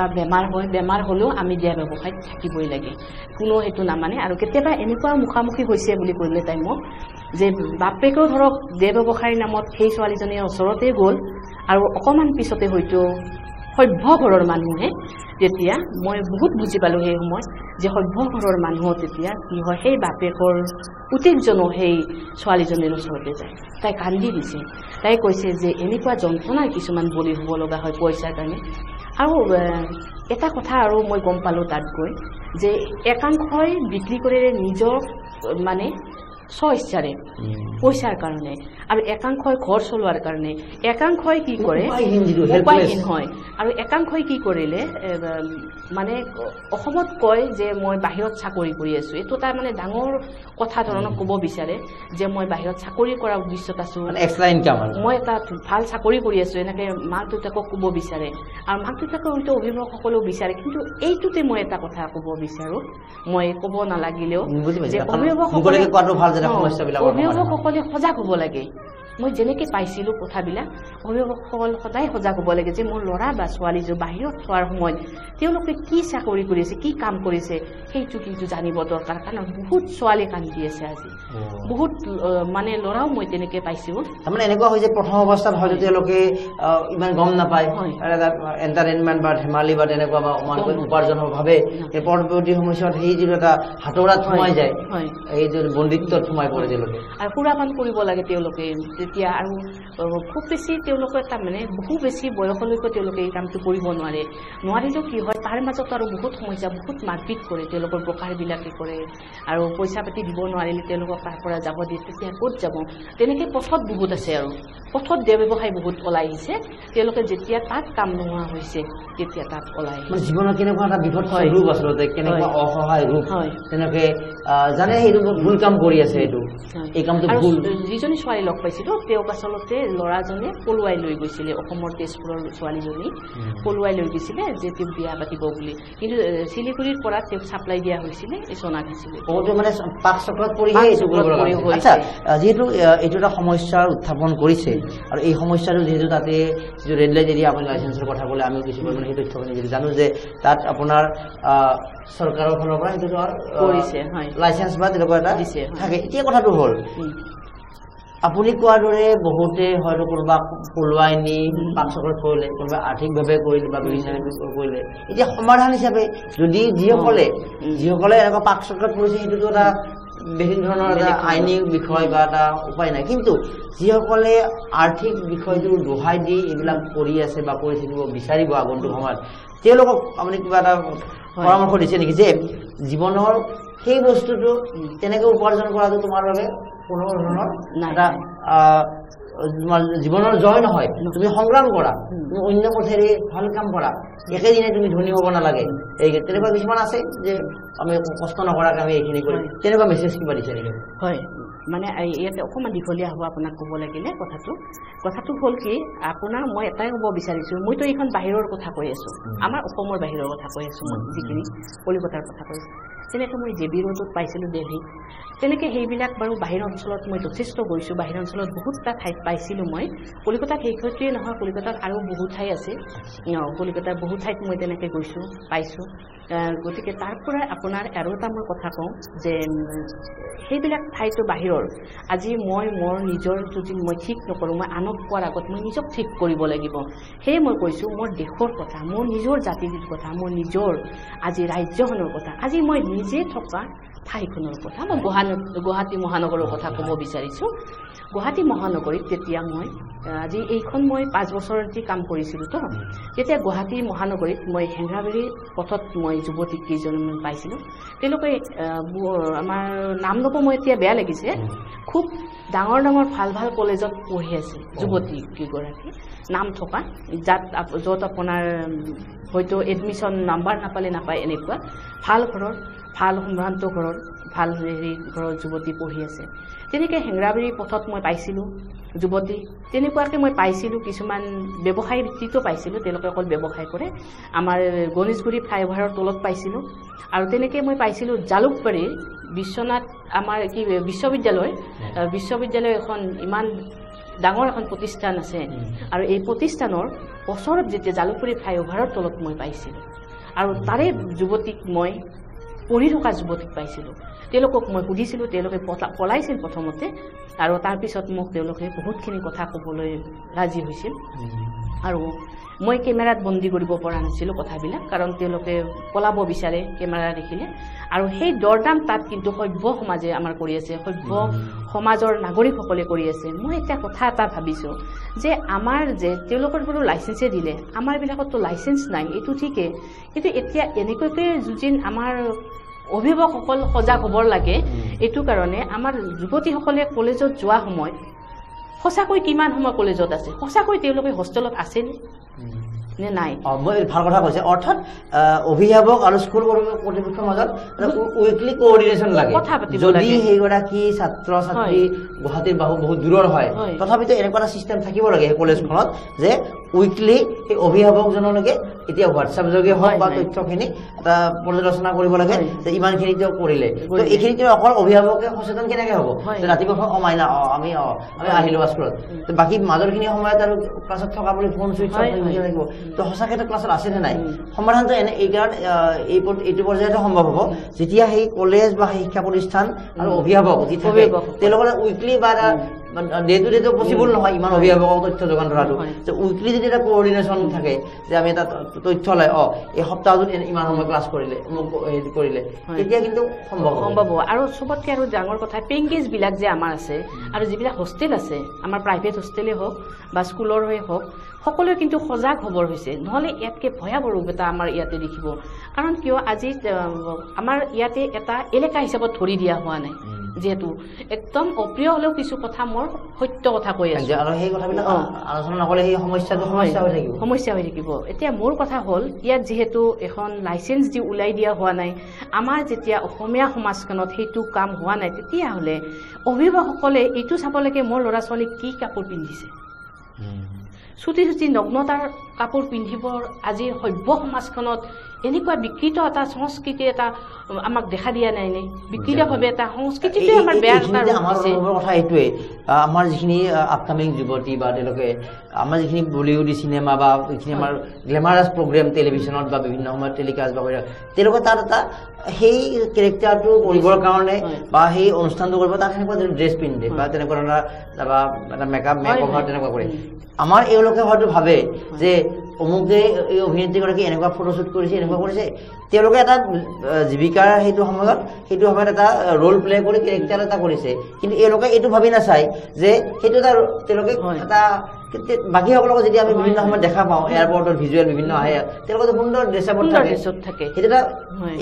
সেই এটা ইনস্পায়াৰ হয় তেওঁলোকে এই বলিউডি এনেকুৱা কৰিছে মই ৰাজপথত এনেকুৱা খোজকাঢ়ি যোৱাৰ কাৰণে সেইটো পোচাক নহয় সেইটো অন কেমেৰা এটা কেৰেক্টাৰৰ কিবা প্ৰয়োজনৰ কাৰণে ডাইৰেক্টৰৰ প্ৰয়োজনৰ কাৰণে দিয়াটো পাশ্চাত্য সংস্কৃতিটো আমি বেছিকে ৰাখো এই পাশ্চাত্য সংস্কৃতিটোৰ ওপৰত আমি নযায় পশ্চিমৰ দিশত আমি নাযায় আমি নিজৰ সংস্কৃতিটো নিজৰ সভ্যতা যিটো আমাৰ নাগৰিকসকল আমাৰ আছে সেইখন সমাজলৈকে আমি অকণমান ভয় কৰিব লাগে আৰু ভয় কৰি চলিলে আজি চাব আমাৰ সংস্কৃতিটো যেতিয়া আমি জীয়াই ৰাখিব বিচাৰিম তেতিয়াহ'লে আমি আমাৰ কাপোৰৰ ওপৰত আমি নজৰ দিব লাগিব আৰু সেইটো কিন্তু অভিভাৱকসকলেও কোৱা ভাল আৰু আমাৰ উঠি অহা প্ৰজন্মই কিন্তু সেইটো কথা উপলব্ধি কৰা খুব দৰকাৰ হৈ পৰিছে মোৰ দুখ লাগে সেইকাৰণে মই কৈছোঁ আজি মই বিভিন্ন সময়ত কাগজ পত্ৰ লিখি আহিছোঁ এইটো কথাই আমাৰ মিটিঙতো কয় হয় মিটিঙতো কওঁ মই মানে প্ৰজন্মটো একেবাৰে মানে আমাৰ যিটো জাতি অসমীয়া জাতিটো জীয়াই থাকিব ক'ত যদি ভাষা সাহিত্য সংস্কৃতি জীয়াই নাথাকে এই সংস্কৃতিটো তাৰ পৰা আহিল সংস্কৃতিটো বিকৃত কৰি আছে আমাৰ অসমীয়া ভাষী যিটো আজি আমি মেখেলা চাদৰ পিন্ধি চবতে আমি যাব নোৱাৰো ঠিকে কিন্তু আৱৰতাৰ মাজতো চব কাপোৰে আমাৰ চব ড্ৰেছে আমাক শুৱনি কৰিব সেই কথাবিলাকে আমাৰ জাতিটোৰ সম্পৰ্কে এটা নিগেটিভ মেছেজ দি থাকিব কাৰণ এনি টাইম বিভিন্ন টুৰিষ্ট আহি থাকে আমাৰ যদি সেই পৰিৱেশত তেনেকুৱা মানুহবিলাক তেওঁলোকৰ চকুত পৰে অসমখন এনেকুৱা নেকি এনেকুৱা কথা নেকি গতিকে তেওঁলোকে মই বুজি পাইছোঁ আপোনাৰ কথাটো যে ৱেষ্টাৰ্ণ বা সেই বিভিন্ন বা বলিউডি ড্ৰেছৰ বিভিন্ন কথা আলম লৈ সেই পাতলীয়া কাম কৰি সেইবিলাক প্ৰতিযোগিতাত যোৱাতকৈ ভাল কাম কৰি আগবাঢ়ক মানে তেওঁ তেনেকুৱা যদি ড্ৰেছ আপ কৰিব লাগে কিবা এটা অনুষ্ঠান কৰিছে ক'ৰবাত এটা এংকৰিং কৰিছে বা ক'ৰবাত এটা ডেন্স শ্ব' হৈছে সেইটো এটা কেৰেক্টাৰ সন্মতভাৱে কিবা এটা ড্ৰেছ কৰিব পাৰে কিন্তু সেই ড্ৰেছটো তেওঁ ৰাজহুৱা স্থানত তেওঁলোকে নকৰেও কেতিয়াও তেওঁলোকে খুব আৱৰতাত থাকে আমি বহুত ক্ষেত্ৰত মানুহ লগো পাওঁ তেনেকৈ বাহিৰত গ'লে আজি আপুনি মুম্বাইত গ'লে বহুতখিনি ফিল্ম এক্টৰ যেতিয়া আমাৰতো দেখা দেখি হয় কেতিয়াবা তাৰমানে বুজি পাইছোঁ আপুনি কি ভাবে যে মানুহৰ মানসিকতা সেইসকল যুৱতী বা তেনেকুৱা যে আল্ট্ৰা মডাৰ্ণ মই এইটো কৰিলে মোক মানে চাব বংকু কৰি পেলাইছে আমাৰ তেওঁলোকৰ মগজু এপ্লাই কৰিব লাগে ব্ৰেইন এপ্লাই কৰি চলিব লাগে মন মগজুৰ বিকাশটো ঘটাব পৰা নাই তেওঁলোকে পাতলীয়া ভাবে যে মই এইটো চৰ্চিত হ'ম বা মানুহে মোক চাব বা মোৰ এনেকুৱা প্ৰচাৰ হ'ব বা এনেকুৱা হ'ব সেই কথাবিলাকে কিন্তু জাতীয় যিটো আমাৰ সংস্কৃতি খন্তেকীয়া প্ৰচাৰটো কোনো ক্ষেত্ৰতে ভাল নহয় খন্তেকীয়া প্ৰচাৰটো ভাল নহয় সদায় গভীৰতাত থাকিব লাগে মানুহ তেনেকুৱা মেছেজ কিছুমান ইয়াতে আছে নিষিদ্ধ দুৱাৰত মই এনেকে অসমৰ বিভিন্ন ঠাই ঘূৰিছোঁ অসমৰ মই ঠাইটো ঘূৰিব বাকী নাই প্ৰতিখন ঠাই নগাঁও ক'ৰ পৰা আহিল তেজপুৰ ক'ৰ পৰা আহিল তেনেকৈ মই বিভিন্ন ঠাইসমূহৰ মই সংস্কৃতিবিলাক টানি আনিছোঁ যেতিয়া মানে আৰু বহুত জাতি জনগোষ্ঠীসমূহৰ ৰীতি নিবাস কি তেওঁলোকৰ সংস্কৃতিটো কি তেওঁলোকৰ সাজপাৰ কেনেকুৱা সকলোবোৰ ইয়াত তাৰমানে একাত্মক কৰি পেলাইছোঁ মই তাৰমানে লিখি যোৱাত মানে অকল সেই ঘটনাটো বা তেওঁলোকৰ কাহিনীখিনিয়ে নাই মানে সামৰা নাই তাৰ আলমত লৈ বা কাহিনীৰ আধাৰত সেই সংস্কৃতিটো মই একাত্মক বুজাব বিচাৰিছোঁ আৰু আৰ্থ সামাজিক যিখিনি মই দেখিছিলোঁ ৰাজনীতিক শোষণত যেনেকুৱা শোষণ হৈ আছে শাসন কলাৰ চলতে যিখিনি শোষিত হৈ আছে আমাৰ নিপীড়িতসকল তেওঁলোকৰ বিষয়ে মই লিখিছোঁ বা তেনেকৈ গোটেইখিনি সাঙুৰি লোৱা হৈছে ঠিক আছে এতিয়া আমি এইখিনি কথা অৱগত হোৱাৰ পিছত যিহেতু আৰু এটা কবিতাৰ মাজলৈ যাব খুজিম আমি আপোনাৰ পৰৱৰ্তী এটা কবিতাৰ আৰু সোৱাদ লওঁ যেহেতু বহাগো আহি আছে বহাগৰ এই কাৰণে কপৌজনী আহিব কপৌজনী আহিব এইটো অসমীয়া প্ৰতিদিন কাকতত প্ৰকাশিত হৈছিল কপৌজনী আহিব ধৰাৰ বুকুত শইচ পথাৰত হলধৰৰ শিৰলো ফালত তোমাৰ দুভৰি খোজ নুপুৰৰ ৰুণ জোনত পথাৰখন পিঠ সেউজীয়া বিহুৱা ডেকাৰ টিহিটি সুৰত যৌৱনা লাহিতি বহাগীৰ কাজল হনা দুচকুত অনাগত বেলিটোৰ সপোন শান্তিৰ কপৌজনী পুনুক আহিব তাইৰ দেউকা আচলত গুজি অনা সেউজীয়া সুৰভীৰ সুগত জীৱৰ বৰ্ষাস্নাতৰূপে সিঁচৰিত হৈ পৰিব মোৰ দেশৰ মাটিত অতি সুন্দৰ আৰু দুই এটা কথা আমি অৱগত হ'ম তাৰ পূৰ্বে আমি বিগত সময়ছোৱাত তেওঁৰ যিটো লিখাৰ যাত্ৰা মনীষা আমাৰ প্ৰিয় বাইদেউ তেওঁৰ যিটো লেখা মেলাৰ এই যাত্ৰাটোত কিন্তু বিভিন্ন ঠাইৰ পৰা বিভিন্ন পক্ষৰ এটা স্বীকৃতি যিটো মৰম পোৱা হয় আৰু এই কথাবিলাকে কেনেকৈ তেওঁ উৎসাহিত কৰে জানিম আমি সেই সময়ত আমি ক'ব লাগিব যে বিভিন্ন পুৰস্কাৰ এটা হ'ল সৃষ্টিৰ কাব্যশ্ৰী তেওঁ বঁটা লাভ কৰিছিল 2016 চনত লাভ কৰিছিলে কাব্য পুৰস্কাৰ 2018 চনত কাব্য মহিয়ান বঁটা তেওঁ লাভ কৰিছিলে অসম কবি সন্মিলনৰ তৰফৰ পৰা 2018 চনত কাব্য মহিয়ান উপাধি 2018 চনতে লাভ কৰিছিলে এনাজৰী বঁটা তেওঁ লাভ কৰিছে স্পেচিয়েল জুৰি এৱাৰ্ড লিটাৰেচাৰ 2019 অসম সাহিত্য সভাৰ দ্বাৰা প্ৰদত্ত বাসন্তী বৰদলৈ বঁটা আৰু ইতিমধ্যে আপোনাৰ নিষিদ্ধ ৰোদনখনে পাইছিলে আপুনি হয় লিখা আছে 2020 চনত ভাষা সন্মান আন্তৰ্জাতিক নাৰী দিৱসত লাভ কৰিছিলে 2020 চনত লেখিকা সম্বৰ্ধনা আসাম টক্সৰ পৰা লাভ কৰিছে 2020 চনত সাহিত্যশ্ৰী বঁটাও লাভ কৰিছে ক্ৰিষ্টি এৱাৰ্ডছ 2021 চনত আন্তঃৰাষ্ট্ৰীয় শান্তি বঁটাও লাভ কৰিছে 21 চনত অসম চৰকাৰৰ দ্বাৰা অসম ভাষা গৌৰৱ আঁচনিৰ যি লেখক সম্বৰ্ধনা বঁটাও লাভ কৰিছিলে আন এটা উল্লেখযোগ্য মৰা পাগলাৰী সাহিত্য বঁটা এইটো এটা যথেষ্ট গুৰুত্বপূৰ্ণ 2021 চনত লাভ কৰিছিলে সেইদৰে সাহিত্য সতী বঁটা লাভ কৰিছিলে ৰংঘৰ এছেৰেঙা ৰদালি বঁটা আৰু গৰিয়সী বঁটাও লাভ কৰিছে আৰু এতিয়া তেওঁ বিভিন্ন কাকত আলোচনীত লিখি আছে আমি যদি কওঁ গৰিয়সী অসমৰ অন্যতম এখন শ্ৰেষ্ঠ আলোচনী গৰিয়সীত তেওঁ লিখি আছে প্ৰান্তিক বাৰ্তাপখিলী মুকুতা আইনা বিস্ময় সখী সপুৰা নন্দিনী আদি সৰ্বাধিক প্ৰচাৰিত আলোচনীৰ উপৰিও অসমীয়া প্ৰতিদিন নিয়মীয়া বাৰ্তা আমাৰ অসম বাণী দৈনিক অগ্ৰদূত দৈনিক জনমভূমি প্ৰাগজ্যোতিষ কাকতত তেওঁ কবিতা গল্প প্ৰবন্ধ আৰু স্তম্ভ লেখিকা হিচাপেও তাতে তেওঁ প্ৰকাশ পাই আহিছে বিভিন্ন লেখা আৰু দৈনিক বাতৰি কাকত আৰু প্ৰাগজ্যোতিষ কাকত তেওঁ সাংবাদিক হিচাপেও আজি মই প্ৰশ্ন কৰি আছো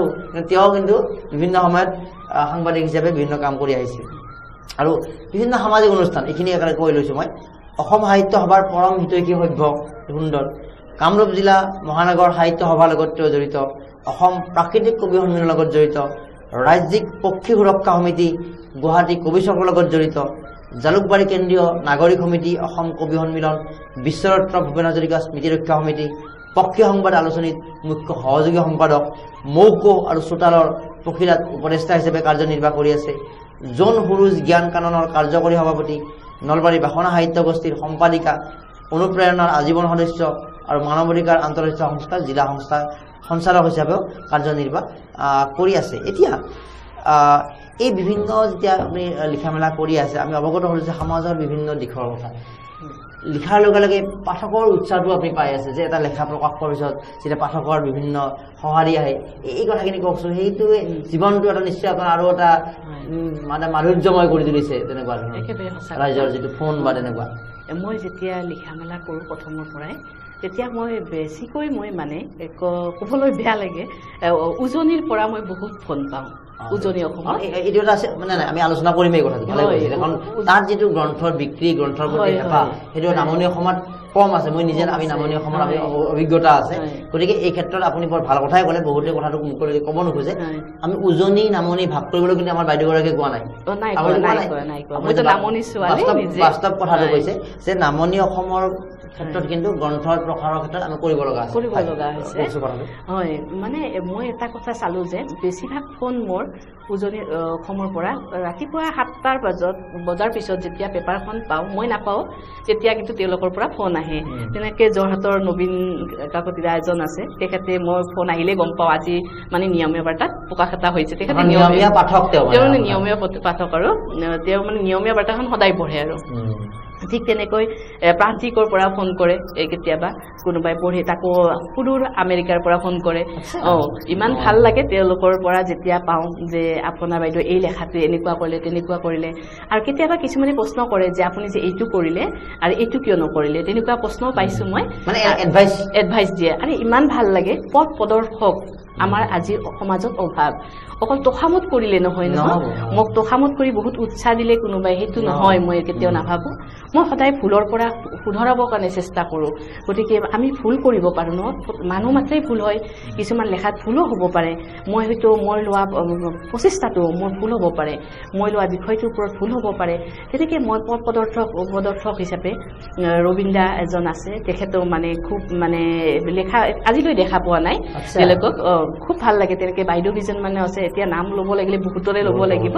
তেনেকৈ আৰু বহুত উৎসাহ পাওঁ তেওঁলোকৰ পৰা আৰু মোৰ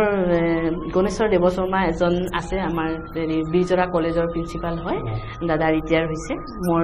পেহীৰ ল'ৰা আৰু দাদাৰ পৰা খুবেই উৎসাহ পাওঁ আৰু দাদাৰ মানে প্ৰতিটো লেখা পঢ়ি প্ৰতিটো শব্দৰ অৰ্থ ভাঙি নিদিয়ালৈকে দাদাই মানে নেৰে মোক তেনেকুৱা আৰু মানে তেখেতে মানে প্ৰতিজন মোৰ নিজৰ পেহী ল'ৰা হয় দাদা তথাপিতো কিন্তু তেখেতক মোৰ গুৰু হিচাপে মানুহ সদায় আৰু তেনেকৈ মোক লক্ষ্মীনাৰায়ণ বৰা ছাৰো আছিল গুৰু হিচাপে আৰু মই হোমেন বৰগোহাঁই ছাৰকো সম্ভৱত মই 5-6 দিনমান লগ পাইছিলোঁ বেছি দিন পোৱা নাছিলোঁ তেখেতেও কিন্তু মোক সদায় এইটো কথা কৈছিলে যে লিখি যাবা অকল আৰু লেখাটো যে ভাল হ'ব কাৰণেই লিখিব লাগিব তেনেকুৱা নহয় চেষ্টাটো কৰি যোৱা তেনেকৈ কৈছিলে মানে খুব উৎসাহ দিছিলে আৰু সকলোতকৈ ডাঙৰ কথা যদি মই আপোনাৰ নুসুধা প্ৰশ্নটোৱে উত্তৰ কওঁ মই নিজে যে মই আচলতে লেখাৰ কাৰণে বহুত উৎসাহ পাওঁ সেইটো যদি কথা প্ৰথম অৱস্থাত যদি ক'ব পাৰোঁ সেইটো হ'ল মোৰ ঘৰখন ভাবি আছিলোঁ যে মোৰ ঘৰৰ এটা মানে বৌদ্ধিক জগতৰ এখন মানে ঘৰ বুলি মই গৌৰৱ কৰিব পাৰোঁ আপোনাৰ পিতৃ এজন বিৰাট সংস্কৃতৰ আমি মধ্যবিত্ত পৰিয়ালৰ হয় কিন্তু মোৰ বৰদেউতাক প্ৰথম দেখিলোঁ বৰদেউতাই সদায় পঢ়াৰ লগতে বেগ এটা কঢ়িয়াই লৈ ফুৰিব নহয় বৰদেউতাৰ বেগত সদায় কিতাপ থাকিব নতুন নতুন কিতাপ ডিক্সনাৰীখন সদায় লগত থাকে এখন অভিধান অসমীয়া এখন অভিধান ইংৰাজীত থাকে সেই দুখন লৈ কঢ়িয়াই থাকে আৰু সদায় কয় পঢ়িছনে আজি কেইটা শব্দ ডিক্সনাৰীৰ পৰা চালে কেইটা শব্দ আজি পালে এইটো তাৰ পিছতে হ'ল কি মোৰ বৰদেউতা হ'ল আপোনাৰ সংস্কৃতৰ হেড ডিপাৰ্টমেণ্ট আছিল বৰদেউতাই গুৱাহাটী বিশ্ববিদ্যালয়ৰ পৰা 3টা ভাষাত MA পাছ কৰিলে আৰু লংকেশ্বৰ দেৱ শৰ্মা আৰু সংস্কৃত কলেজৰ হেড ডিপাৰ্টমেণ্ট আছিল ডিগবৈ কলেজত আৰু তেখেতে PhD লাভ কৰিলে আমাৰ গুৱাহাটী বিশ্ববিদ্যালয়ৰ পৰা সংস্কৃতৰ ওপৰত সংস্কৃতৰ অগাধ পণ্ডিত আছিলে সংস্কৃত ইংৰাজী এনেকুৱা তাৰপিছতে আহিলোঁ মই ঘৰখনৰ মোৰ দেউতাৰ কথা লৈ আহিলোঁ দেউতাই সদায় লিখা মেলা নিপেন্দ্ৰনাথ শৰ্মা মোৰ দেউতাৰ নাম আৰু আচলতে মই শৈশৱকালটো বাহিৰত আছিল দেউতাৰ লগত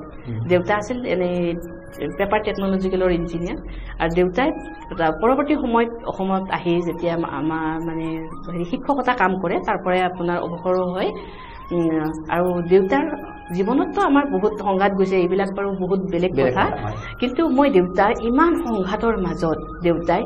সদায় কিতাপ উলিয়াই বহি থাকে বৌদ্ধিক যিটো আগ্ৰহ দেউতাই সদায় লিখা মেলা কৰে দেউতাই বহুত কিতাপ প্ৰকাশ হৈছে ইংৰাজীতো হৈছে অসমীয়াও হৈছে তেনেকৈ আৰু দেউতাই সংস্কৃতৰ ওপৰত জাৰ্মান লেংগুৱেজৰ ওপৰত যথেষ্ট মানে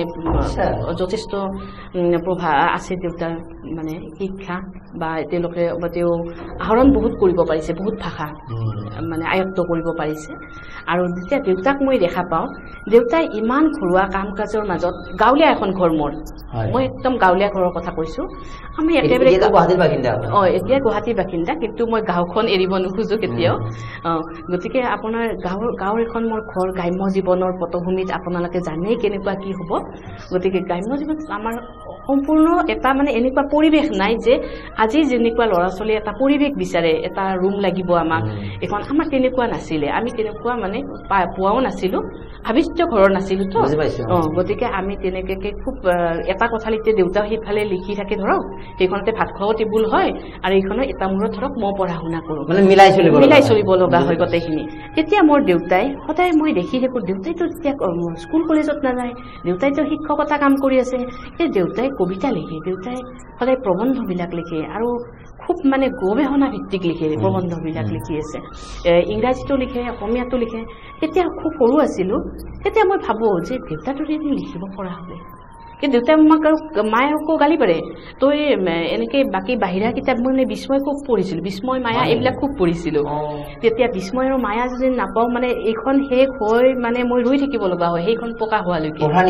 ইমান পঢ়া নিচা আছিলে উপন্যাসবিলাক ভাল পাইছিলোঁ কবিতা ভাল পাইছিলোঁ তেতিয়াও কেতিয়াও ভবা নাছিলোঁ আজিৰ দৰে এটা লিখা মেলা কৰিম বুলি তেনেকৈ কিন্তু দেউতাই যেতিয়া লিখা মেলা কৰি থাকে তেতিয়া মই লুকাই চুকুৰি কবিতা লিখিছিলোঁ খুব আৰু সেইটোৰ কাৰণে মই স্কুলতো গালি খাইছিলোঁ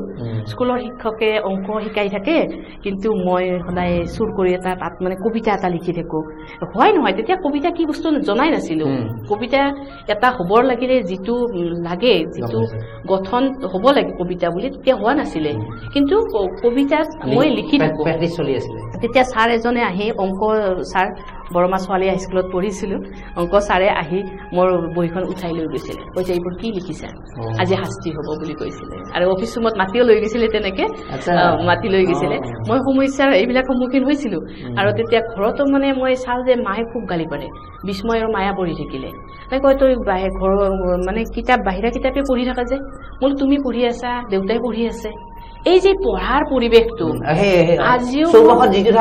আগ্ৰহ বাঢ়ে যে সঁচাকৈ আগ্ৰহ বাঢ়ে সেইটো মোৰ প্ৰভাৱ গাত পৰিছিল মই মাক দেখিছিলোঁ সদায় কিতাপ এখন এই মায়ে কিন্তু এখন কিতাপ শেষ কৰি আন এখন কিতাপ পঢ়ি মায়ে কিন্তু অধ্যয়নশীল মায়ে খুব পঢ়া শুনা কৰি থাকে আজি কি বহু মহিলা ঘৰত নকৰাবলৈ টিভি চিৰিয়েল বা তেনেকুৱা নহয় কিন্তু গ্ৰন্থ অধ্যয়ন আচ্ছা যিহেতু আপুনি কিতাপ পঢ়ে আৰু এতিয়া কেনেকুৱা ধৰণৰ কিতাপ পঢ়ি আছে সেইটো জানিম আৰু লিখাৰ মান উন্নত কৰিবলৈ পঢ়িব লাগিব ফিল্টাৰ কৰিব লাগিব এইটোও লাগিব তো কেনেকুৱা গ্ৰন্থ পঢ়াৰ প্ৰতি আপোনাৰ আগ্ৰহ আৰু বৰ্তমান কেনেকুৱা কিতাপ পঢ়ি আছে আৰু পঢ়িলে যে কামত আহে এই কথাটো আপুনি কেনেকৈ উপলব্ধি কৰিছে মই সেইটো কথা মই যেতিয়া পঢ়িছিলোঁ এই বিস্ময় মায়াৰ পৰা মোৰ আৰম্ভ হৈছিলে তেতিয়া কোনো উপন্যাস মই দেখা নাছিলোঁ হয় যেতিয়া 9-10 ছাত্ৰী আছিলোঁ তেতিয়াতো আপোনাৰ এই ৰঘুনাথ চৌধুৰীৰ কবিতা পঢ়িব ল'লোঁ নলিনী বেলা দেৱীৰ জীৱনী কাহিনী ল'লোঁ অন্তৰ চুই গৈছিলে সেইবিলাক তাৰপিছত লাহে লাহে আপোনাৰ অসমীয়া মেজৰ যিহেতু মোৰ অসমীয়া মেজৰ পালোঁ তেতিয়া বহুত বাহিৰা কিতাপ পঢ়িব লাগে মই বৰমা কলেজত মই প্ৰথম ডিগ্ৰী ফাৰ্ষ্ট ইয়াৰত এডমিশ্যনহে ল'লোঁ তেতিয়া মোৰ বিয়া হ'ল বিয়া হোৱাৰ পিছত মোৰ পঢ়াটো তাত মানে হেৰি হৈ গ'ল স্তব্ধ হৈ গ'ল তাৰপিছত কি হ'ল মই ভাড়াঘৰত থাকিব ল'লোঁ গুৱাহাটীৰ নগৰীয়া যিটো পৰিৱেশ যিটো বাতাবৰণ মই একেবাৰে সহ্য নহয় মানে মই হয়তো নিজে মিলিব নোৱাৰোঁ নে কি নাজানো নগৰীয়া কিছুমান বাতাবৰণ মই একেবাৰে ভাল নাপাওঁ প্ৰাকৃতিকটো ভাল পায় হয় গ্ৰাম্য জীৱনৰ যিটো সেইটো মই ইয়াত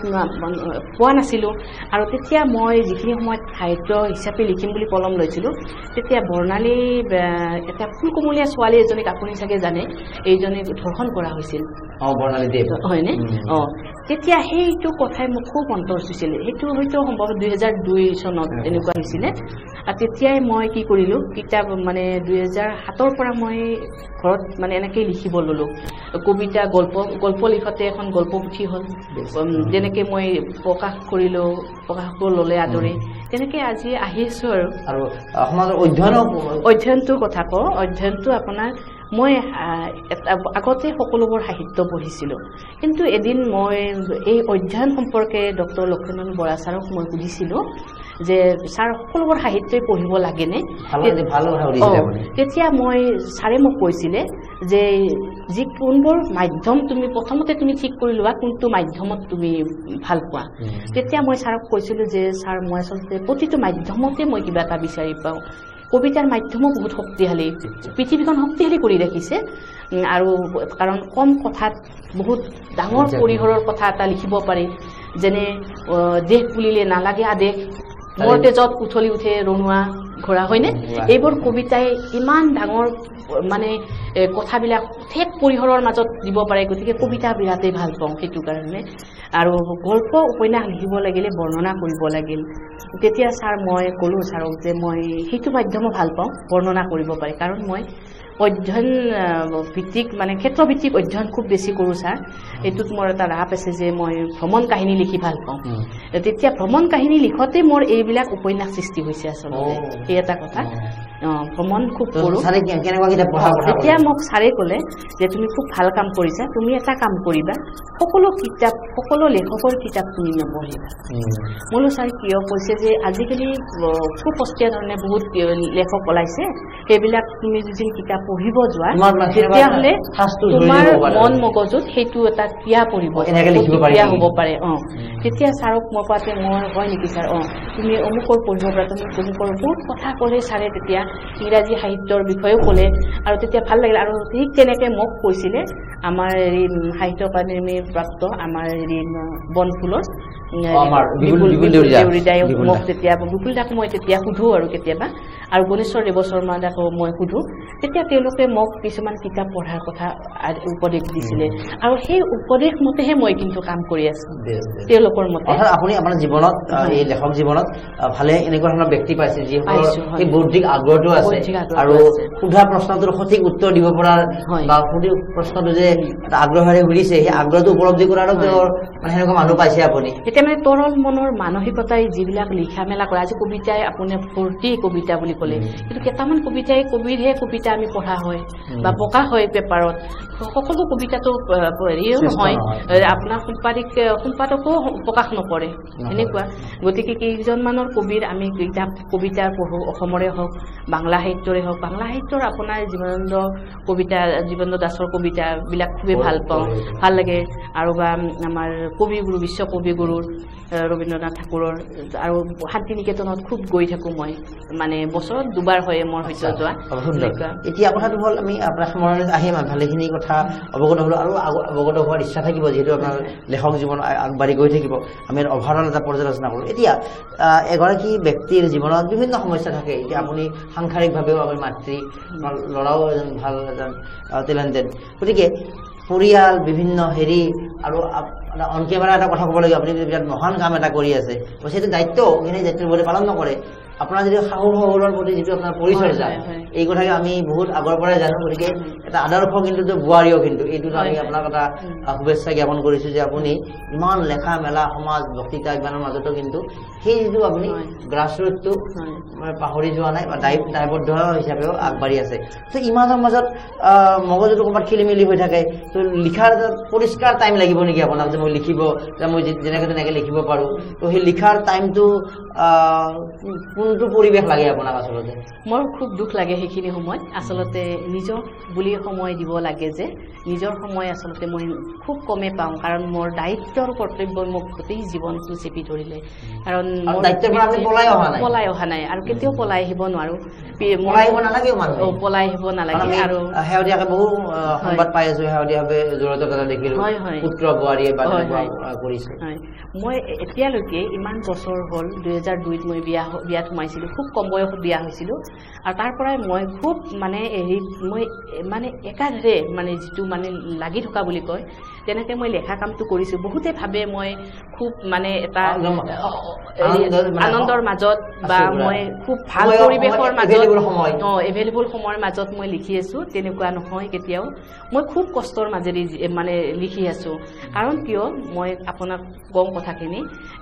মই এজন ব্যৱসায়ী হিচাপেও মই আছোঁ ব্যৱসায়ীৰ লগত জড়িত হৈ আছোঁ মোৰ স্বামী ব্যৱসায়ত কাম কৰে আৰু স্বামী যিহেতু পেচা হিচাপত আমি সেইটো ল'ব লাগিব আৰু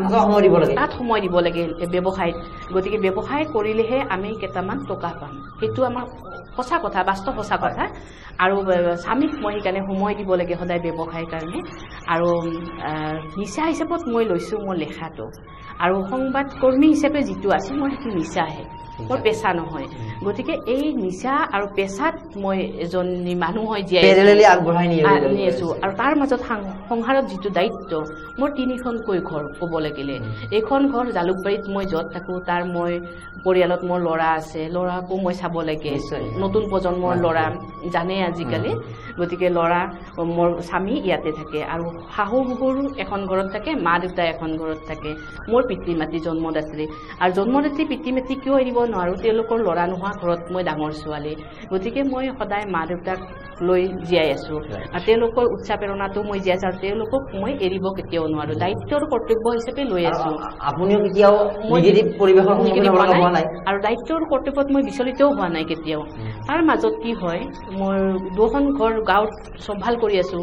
প্ৰায় অহা যোৱা হয়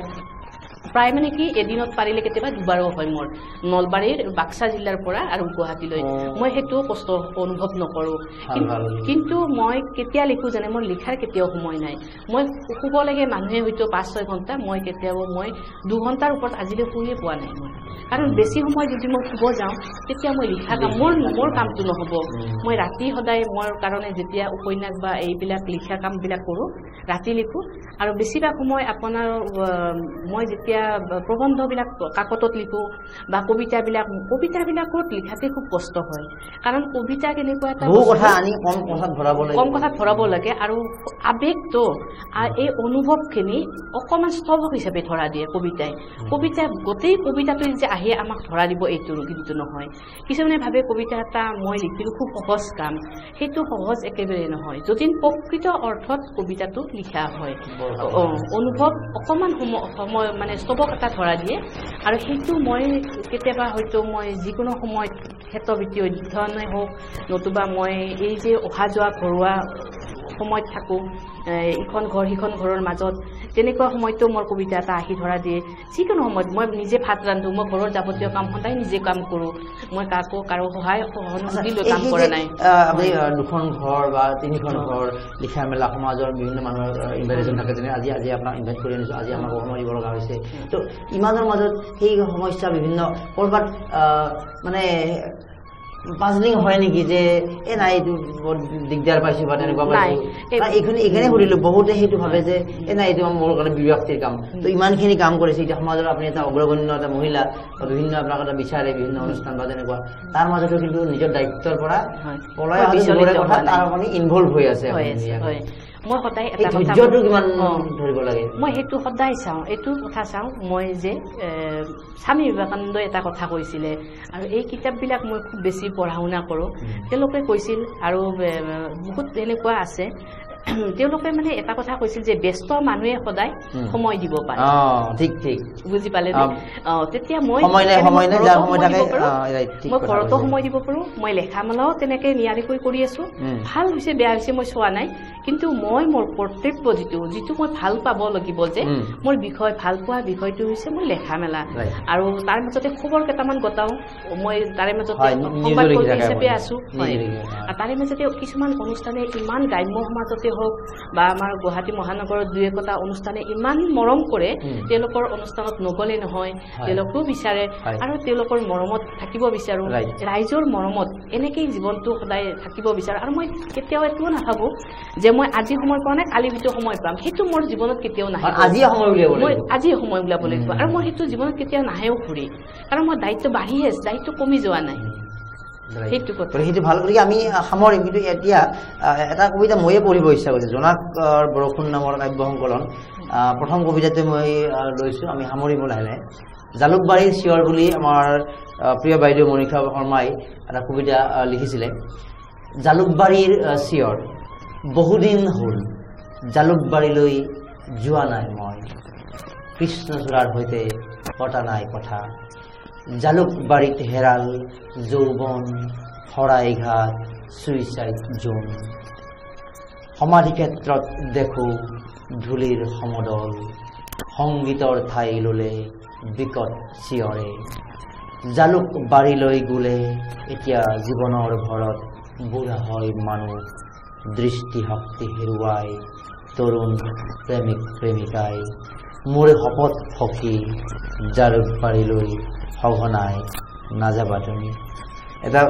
বিভিন্ন এটা মুহূৰ্ত এটা আমি আহিছে আমি সামৰিম আৰু পাঠকলৈ বা আমাৰ যিখিনি পাঠকে মৰম দি আছে সেইসকলে এখন আহ্বান জনাব তাৰ পূৰ্বে আজি আৰু এটা কবিতা আমি শুনাৰ আগ্ৰহ কৰিম তাৰপিছত এটা আহ্বান থাকিব আমি তাৰপিছত সামৰিম এটা অন্তিমটো কবিতা ল'ম আমি এতিয়া আজিৰ সমাজখনৰ যিটো আমি সমাজখনত দেখা পাই আহিছোঁ এই সমাজৰ ওপৰত এটা কবিতা এইটো অসমীয়া প্ৰতিদিনতে এইটো মোৰ প্ৰকাশ হৈছিলে শূন্যতাৰ মৰুভূমি কি কম তোমাক ক'ব লগা আছে প্ৰতিদিনে পাহৰণিৰ ঘোঁৰা পাকত শূন্য জীৱনৰ মাদকতা এতিয়া বতাহ নপৰে বৰষুণ নিদিয়ে সেউজ পৃথিৱীত বিভ্ৰান্তি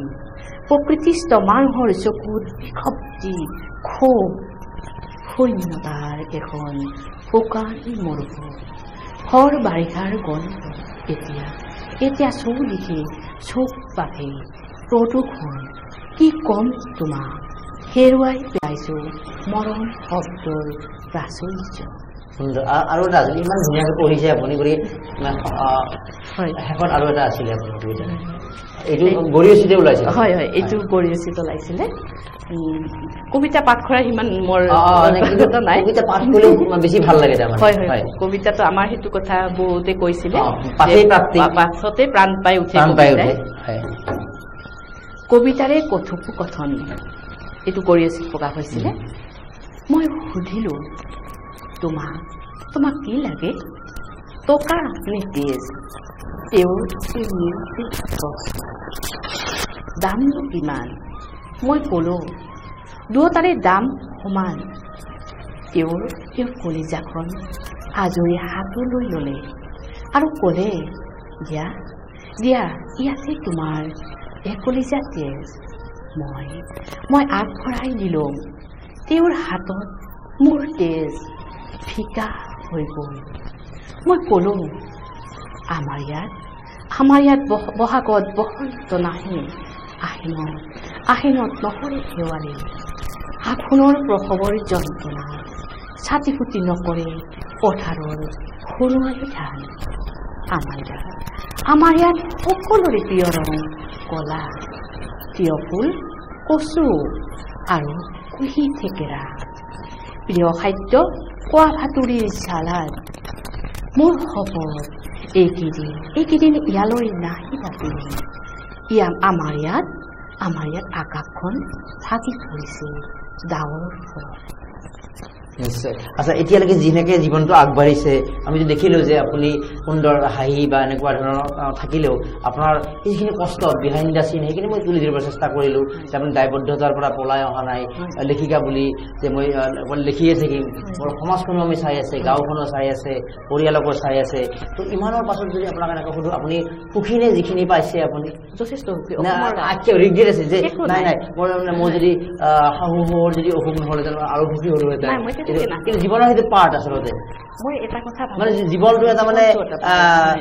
গোলাপৰ বিচনা নহয় যে এনেকুৱা যে বহুত এনেকৈ ভাবে বা এখেত ইমান লেখিকা বিৰাট শান্তিত আছে জীৱনটো আছে মই সদায় দুটা কথাৰ ওপৰত বিশ্বাস কৰোঁ যে প্ৰত্যাহ্বান থাকিলে আমাৰ সম্ভাৱনাৰ দুৱাৰখন খোল খাই যায় আৰু এটা কথা এই কাঁইটবিলাক গোলাপৰ কাঁইটবিলাক মই সদায় ফুলৰ পাপৰিলৈ নিৰূপিত মানে কৰিব বিচাৰোঁ ৰূপান্তৰ কৰিব বিচাৰোঁ সমস্যা বা এই ধৰণৰ পৰিৱেশ থকাটো জীৱনৰ বাবে আশীৰ্বাদ প্ৰতিদিনে আহক কথা নাই আশীৰ্বাদ মই সদায় প্ৰত্যাহ্বানেৰে বহুতে ভাবে যে এই ইমান কষ্ট নহ'লে মই আগবাঢ়ি গ'লো নহয় এইখিনি যদি মই নাথাকিলে হয় মই এইবিলাক কৰিব নোৱাৰিলোঁ যেতিয়া সংঘাত থাকে মানুহৰ তেতিয়াই সম্ভাৱনাৰ আন এখন দুৱাৰ খোল খায় বুলি মই ভাবোঁ আৰু এইবিলাক মই কোৱাই নহয় জ্ঞানীসকলে পণ্ডিতসকলে কৈছে সেইটো আপুনি ব্যক্তিগত উপলব্ধি কৰিছে সেইবাবে আপোনাৰ অনুমতি নোহোৱাকৈ মই ব্যক্তিগত কথাখিনি সুধিলোঁ মই যথেষ্ট সুখী অসমৰ ৰাইজৰ ইমান মৰম পাইছোঁ ইমান শুভাকাংক্ষী আছে মোৰ আৰু শুভাকাংক্ষীসকলৰ সদায় মই উৎসাহজনক প্ৰেৰণা বাৰ্তা পাওঁ আৰু সেইখিনি মই সদায় আশীৰ্বাদ আৰু মই সদায় পথ প্ৰদৰ্শক হিচাপে কিছুমান আছে আৰু সদায় সকলোৱে থাকক বুলি ভাবোঁ আৰু আজি আপোনাকো লগ পালোঁ আপোনাৰ ওচৰতো মই কৃতজ্ঞ ধন্যবাদ আপুনি সদায় মোক এনেকুৱা পথ প্ৰদৰ্শক হিচাপে এজন আছে আৰু সদায় অনুপ্ৰেৰণা দিয়ে আপুনি মই আপোনাক আগৰ পৰাই পাইছোঁ হয় ধন্যবাদ। গতিকে তেওঁ আমি কবি হিচাপে আপোনালোকে জানিছিলে বা উপন্যাস গল্পকাৰ, তো আজি হয়তো তেওঁক জনা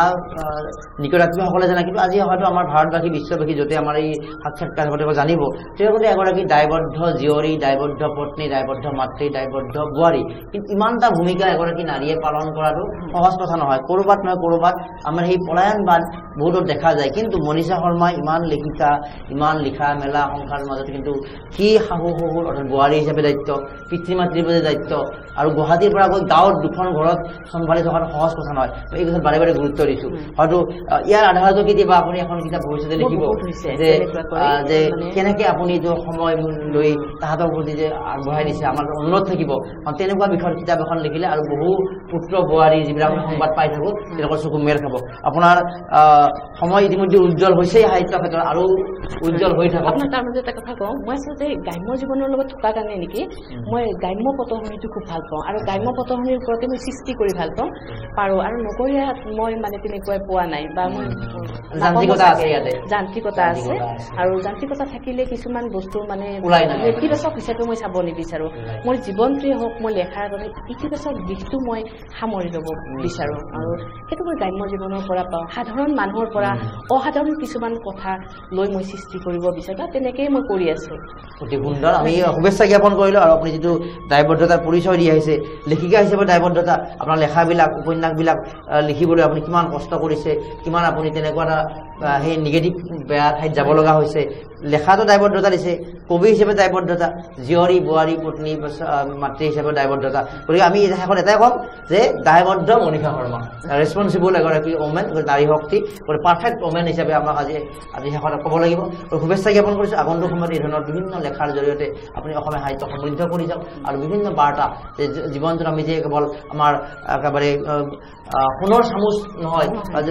সেই ধৰণৰ বিভিন্ন কথাবিলাকো ভাষণৰ জৰিয়তে ৰাইজক আগবঢ়াই যাওক, আৰু আমিও সেই মনীষা শৰ্মাৰ জীৱনৰ পৰা সেই অভিজ্ঞতাবিলাক লৈ আমিও সুস্থ সমাজ গঢ়াৰ বাটত নিয়মৰ মাজেৰে আগবাঢ়ি যোৱাৰ বাবে মন লওঁ।